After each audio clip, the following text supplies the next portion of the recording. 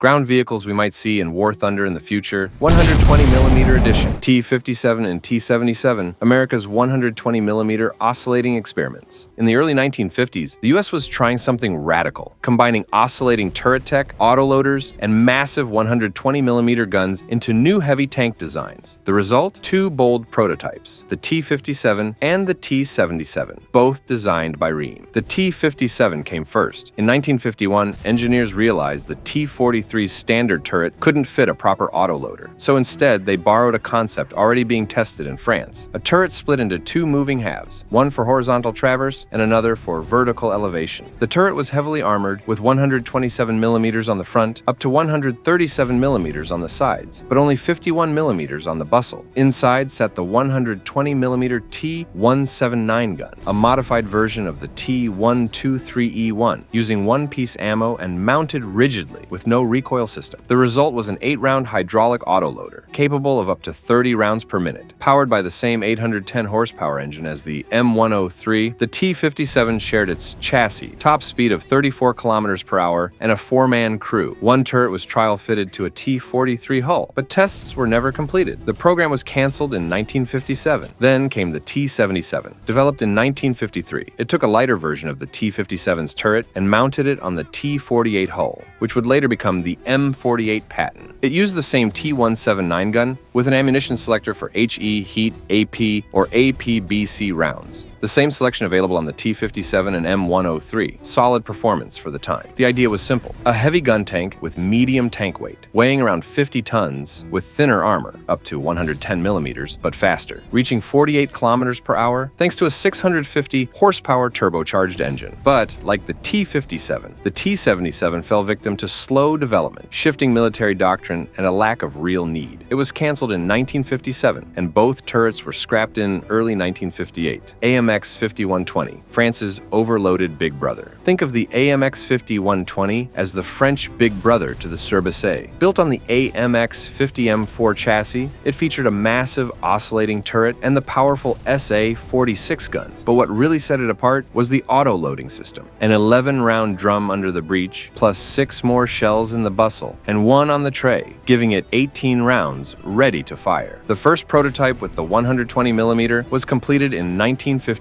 With the new turret, the total weight shot up to 59.2 tons, while still officially labeled as a medium tank. Mobility remained respectable on paper. 1,000 horsepower engine, 50 kilometers per hour top speed, approximately 20.7 horsepower per ton power to weight. The extra weight strained the engine, and the autoloading mechanism showed reliability issues.